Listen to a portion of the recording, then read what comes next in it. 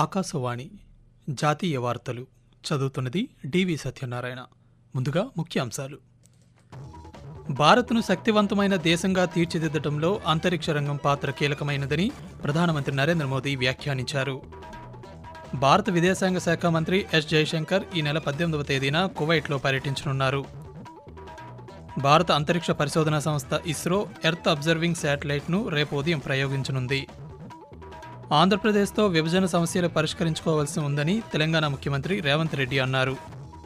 రానున్న 4 రోజుల్లో దక్షిణ భారతదేశంలోని పలు ప్రాంతాల్లో భారీ నుండి అతి భారీ వర్షాలు కురుస్తాయని భారత వాతావరణ శాఖ తెలియజేసింది. వార్తల వివరాలు. భారత్ను శక్తివంతమైన దేశంగా తీర్చిదిద్దటంలో అంతరిక్ష రంగం పాత్ర కీలకమైనదని ప్రధానమంత్రి నరేంద్ర మోదీ వ్యాఖ్యానించారు. ఈరోజు ఢిల్లీలో జరిగిన 78వ స్వాతంత్ర దినోత్సవ వేడుకల్లో ప్రధానమంత్రి మాట్లాడుతూ భారత అంతరిక్ష రంగం ప్రభుత్వం చేపట్టిన సంస్కరణలతో ఎంతగానో అభివృద్ధి చెందిందని, ఆ రంగంలో వందల సంఖ్యలో అంకుర సంస్థలు ప్రారంభమయ్యాయని పేర్కొన్నారు. అదేవిధంగా బ్యాంకింగ్ రంగం కూడా వేగంగా అభివృద్ధి చెందుతోందని, గతంలో నష్టాల్లో ఉండే బ్యాంకింగ్ రంగం సంస్కరణల ఫలితంగా లాభాలను నమోదు చేస్తుందన్నారు. వైద్య విద్యా అంశాన్ని ప్రస్తావించిన నరేంద్ర మోదీ విదేశాల్లో వైద్య విద్య కోసం విద్యార్థులు లక్షల కోట్ల రూపాయలు వెచ్చిస్తున్నారని, రానున్న 5 ఏళ్లలో దేశంలో 75,000 వైద్య విద్యా సీట్లు అందుబాటులోకి వస్తాయని పేర్కొంటూ हमने स्पेस सेक्टर में बहुत रिफॉर्म किए हैं। जिन बंधनों में हमने स्पेस सेक्टर को बांध के रखा था उसे हमने खोल दिया है। आज सैकड़ों स्टार्टअप स्पेस के सेक्टर में आ रहे हैं। वाइब्रेंट बनता जाता हमारा स्पेस सेक्टर भारत को एक शक्तिशाली राष्ट्र बनाने का एक महत्वपूर्ण अंग है और हम इसको दूर की सोच के साथ मजबूती दे रहे हैं। आज private satellite, private rocket launch हो रहे हैं। ये गर्व की बात है। मेडिकल लाइन में 75,000 नई सीटें बनाई जाएगी। विकसित भारत की जो पहली पीढ़ी है उनकी तरफ विशेष ध्यान दे करके हमने पोषण का एक अभियान चला है। हमने राष्ट्रीय पोषण मिशन शुरू किया है। पोषण को हमने प्राथमिकता दी है. భారత విదేశాంగ శాఖ మంత్రి డాక్టర్ ఎస్ జయశంకర్ ఈ నెల 18వ తేదీన కువైట్లో పర్యటించనున్నారు. ఈ అధికారిక పర్యటన సందర్భంగా జైశంకర్ కువైట్ విదేశాంగ మంత్రి అబ్దుల్లా అలీ అల్ యహ్యాతో సమావేశమవుతారు. ఇరు దేశాల మధ్య వాణిజ్యం, పెట్టుబడులు, ఇంధనం, భద్రత, సాంస్కృతిక అంశాలతో సహా ద్వైపాక్షిక సంబంధాల అంశాలను సమీక్షించనున్నారు. పరస్పర ప్రయోజనాలకు సంబంధించిన ప్రాంతీయ, అంతర్జాతీయ అంశాలపై ఇరు పక్షాలు అభిప్రాయాలను పంచుకోనున్నారు.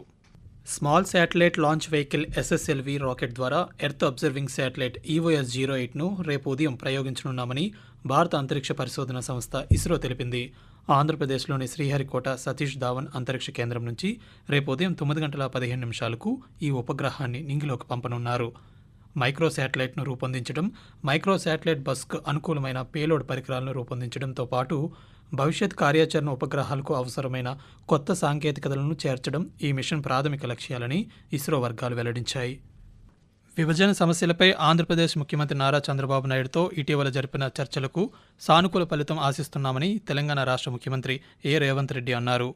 హైదరాబాద్ గోల్కొండ కోటలో ఈరోజు జరిగిన స్వాతంత్ర దినోత్సవాల్లో ఆయన మాట్లాడుతూ ఆంధ్రప్రదేశ్ రాష్ట్ర విభజన తర్వాత 2 రాష్ట్రాల మధ్య ఆస్తుల విభజన జరగాల్సి ఉందన్నారు. రాష్ట్ర ప్రయోజనాలే తమ ప్రభుత్వ ప్రాధాన్యత అంశమని, కేంద్ర ప్రభుత్వంతోనూ పొరుగు రాష్ట్రాలతోనూ సత్సంబంధాలు కొనసాగించడమే తమ విధానమని స్పష్టం చేశారు. మహిళలకు ఉచిత బస్సు ప్రయాణాన్ని ప్రారంభించామని, ఆరోగ్య బీమా వర్తింపును 5 లక్షల నుంచి 10 లక్షల రూపాయలకు పెంచామని, 500 రూపాయలకే గ్యాస్ సిలిండర్ పథకాన్ని ప్రారంభించామని రేవంత్ రెడ్డి ఈ సందర్భంగా వివరించారు. కేంద్ర వ్యవసాయ, రైతు సంక్షేమ శాఖ మంత్రి శివరాజ్ సింగ్ చౌహాన్ ఈరోజు ఢిల్లీలో నేషనల్ పెస్ట్ సర్వైలెన్స్ సిస్టమ్ని ప్రారంభించారు. దీని ద్వారా రైతులు వివిధ రకాల క్రిమిసంహారక, పురుగు మందుల వివరాలను తెలుసుకోవచ్చన్నారు. తద్వారా వాటి హానికరమైన ప్రభావాల నుండి తమ పంటలను కాపాడుకోగలుగుతారని వివరించారు. ఈ సందర్భంగా ఆయన కేంద్ర ప్రభుత్వం అమలు చేస్తున్న వివిధ పథకాల లబ్ధిదారులైన రైతులతో సంభాషించారు. ఈ కార్యక్రమంలో దాదాపు 500 మంది రైతులు పాల్గొన్నారు.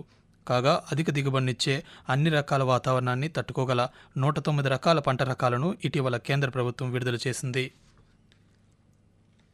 ఆకాశవాణి జాతీయ వార్తలు వింటున్నారు. భారతదేశ 78వ స్వాతంత్ర దినోత్సవాలను పురస్కరించుకుని వివిధ దేశాల నాయకులు భారత్కు శుభాకాంక్షలు తెలియజేశారు. ఇందులో ప్రధానంగా భారత్తో సంబంధాలను బలోపేతం చేసేందుకు నిబద్ధతతో పనిచేస్తున్నామని మాల్దీవుల అధ్యక్షులు మహమ్మద్ మైజు తమ సందేశంలో ఉద్ఘాటించారు. 2 దేశాల మధ్య చారిత్రక, సన్నిహిత సంబంధాలను బలోపేతం చేయడానికి తన వంతు కృషి చేస్తున్నానని పేర్కొన్నారు. భారత్తో ఉన్న ద్వైపాక్షిక సంబంధాలు మాల్దీవులకు కీలకమైనవని, దేశ శ్రేయస్సుకు దోహదపడతాయన్నారు. అదేవిధంగా నేపాల్ ప్రధానమంత్రి కేపీ శర్మ ఓలీ పంపిన సందేశంలో దేశ ప్రజలకు శుభాకాంక్షలు తెలియజేశారు. ఇరు దేశాల మధ్య స్నేహ సహకార బంధాలను బలోపేతం చేయాలని ఆకాంక్షించారు.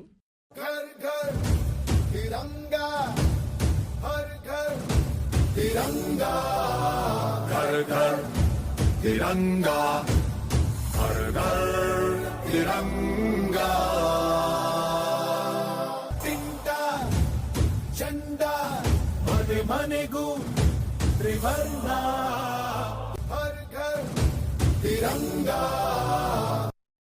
గ్రామీణ భారతదేశంలో సుస్థిర అభివృద్ధి లక్ష్యాలను సాధించేలా మహిళలు కృషి చేయాలని కేంద్ర పంచాయతీరాజ్ శాఖ మంత్రి రాజీవ్ రంజన్ సింగ్ పిలుపునిచ్చారు.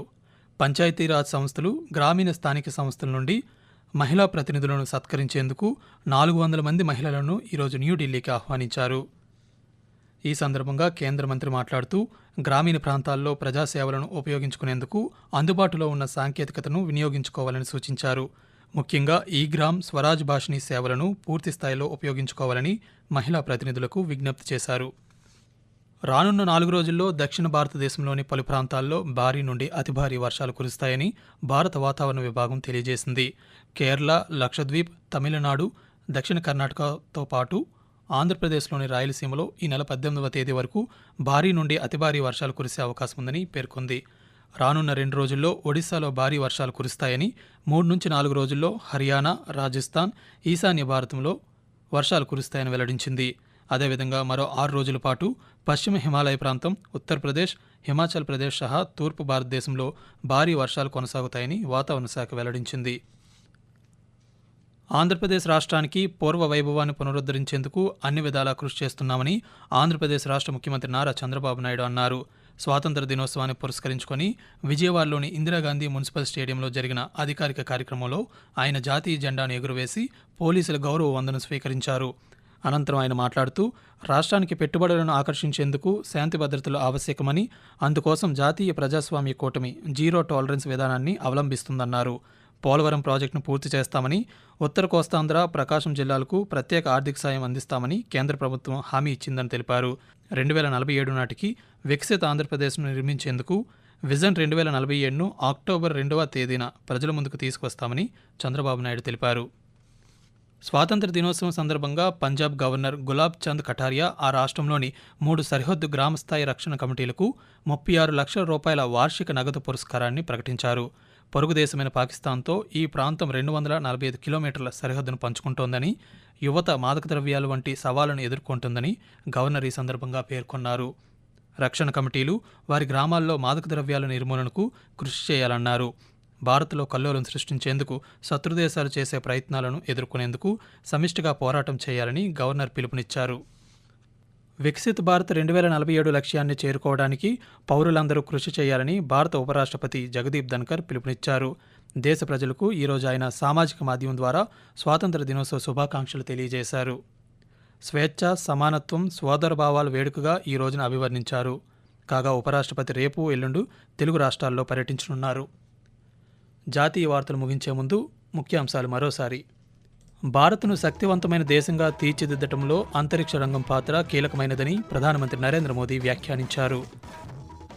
భారత విదేశాంగ శాఖ మంత్రి ఎస్ జైశంకర్ ఈ నెల 18వ తేదీన కువైట్లో పర్యటించనున్నారు. భారత అంతరిక్ష పరిశోధన సంస్థ ఇస్రో ఎర్త్ అబ్జర్వింగ్ శాటిలైట్ను రేపు ఉదయం ప్రయోగించనుంది. ఆంధ్రప్రదేశ్తో విభజన సమస్యలు పరిష్కరించుకోవాల్సి ఉందని తెలంగాణ ముఖ్యమంత్రి ఏ రేవంత్ రెడ్డి అన్నారు. రానున్న 4 రోజుల్లో దక్షిణ భారతదేశంలోని పలు ప్రాంతాల్లో భారీ నుండి అతి భారీ వర్షాలు కురుస్తాయని భారత వాతావరణ శాఖ తెలియజేసింది. ఆకాశవాణి జాతీయ వార్తలు ఇంతటితో సమాప్తం.